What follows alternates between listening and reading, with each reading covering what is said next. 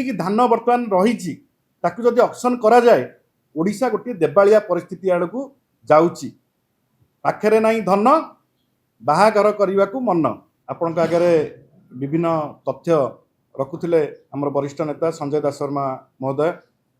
आपण मैंने समस्ते जानती जे खरीफ सीजन रे एथर बम्फर क्रॉप होता, किंतु गला वर्ष सरकार जो चाउल संग्रह करथिले से चाउल सरकार के पाखरे एवं मिल मानकरे पूरा भरपूर होइकी थिला। सरकार के पाखरे आउ जागा नथिला एई वर्षर धान किनिबा पाई, किंतु सरकार प्रथम दिनरु चेष्टा करिसंती किभଳି भाबरे एथर धान संग्रह कम करा जिवो।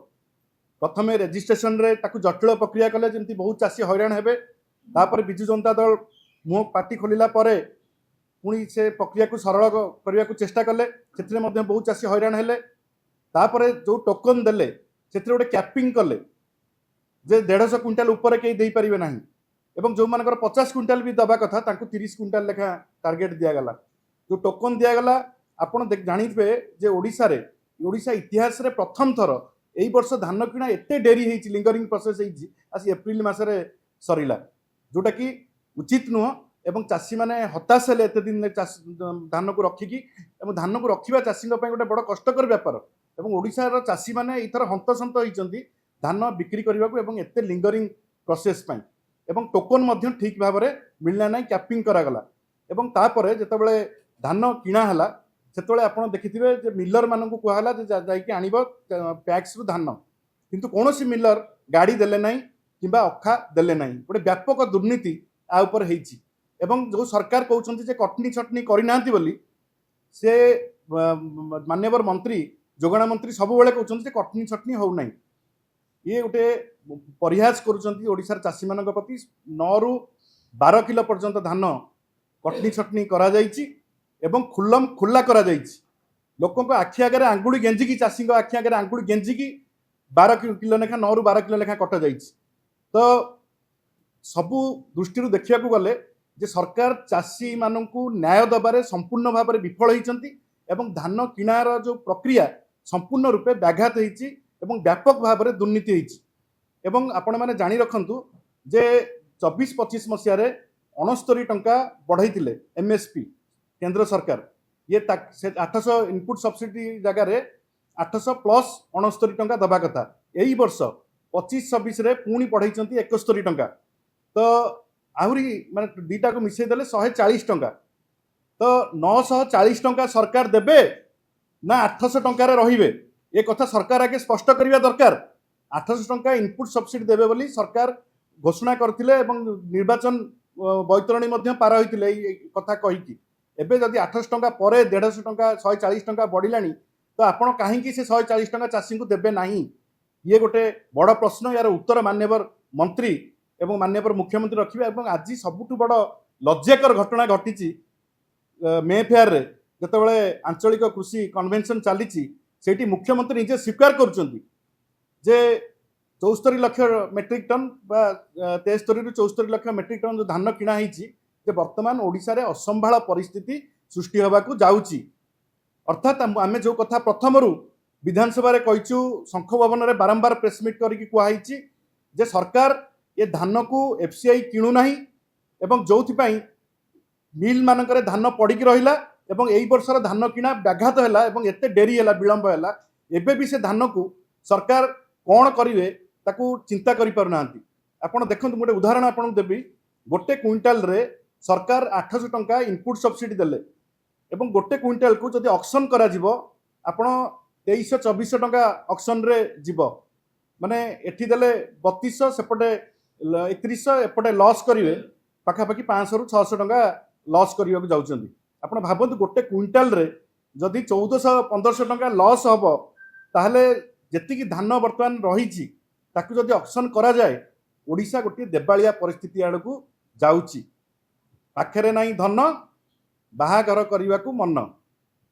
तो मु एठी कहि रखे जे ओडिशा रे वर्तमान जो भली भाव में आपण 1.5 लाख कोटी टंकार ऊर्ध्व लोन हो सारानी। सरकार खोला मार्केट रू ऋण उठाउछन्ती। एई भली भित्तिरे जदि ऑक्शन करा जाए गोटे बड़ एक्सचेकर ऊपर लोड पड़िबो एवं एई जो व्यवस्था रे गोटे व्यापक भाव में सरकार क्षतिग्रस्त होगा जाऊँच फाइनान्शियली एवं मु केवल ये धान किणा नुह आप देखिथे कि सरकार सबू कथार आज सरकार फेल्युअर से पेट्रोल डीजेल कथा कौन हो काली ब्रह्मपुर आप देखिथे खुल्लम खुल्ला कि भाव में बाड़ी धरिकी मरणांतक आक्रमण कर स्त्रीलोक को भी छाड़ूना पिटुंट ये किसी दिन पूर्व आप देखिथे मारिकी टांगिकी जमी पशु को टांगिकी नियंती से भाव में नेले रेप हो गणदर्शन हो मर्डर हो गैंग रेप हो एससीबी मेडिकल भितर पशिकी दर्शन कर सरकार चेई शोती जी उठेब किए मोहन माझी जाशुणी जदि प्रथम दिन राज्यपाल पुओ पर एक्शन नहीं था कि आपणकर जो मेजर एवं बांधवी एक्शन नहीं था गोपालपुर आप देखु पूरा बेलाभूमि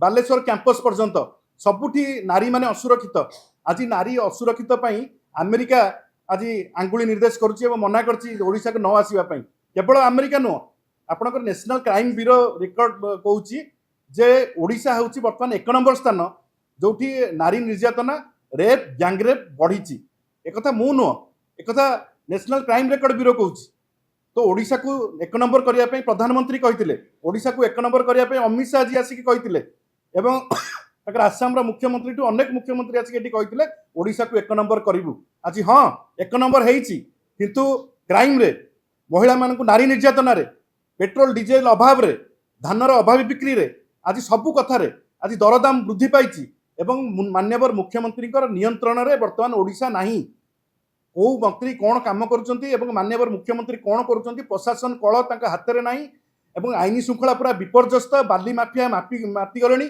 राज रास्तार भुवनेश्वर में खंडा धरिकी गोड़ाऊँ हाणापी बंदूक धरिकी गोड़ाऊँ हाणापी भुवनेश्वर बर्तमान सबुठ गोटे क्राइम कैपिटल पड़ी सारा ओडिशा रे तो यही परिस्थिति रे माननीय मुख्यमंत्री आज जो भाव में प्रकृत कथा हृदयर कथा वेदना आमे भी कहूलु जो विजु जनता दल सरकार थिला केंद्र सरकार चिट्ठी कले जदि तमे इनपुट सब्सिडी बढ़ेब ताहले आमे से धान को नबू ना आज सेमती परिस्थिति सृष्टि होती आज भी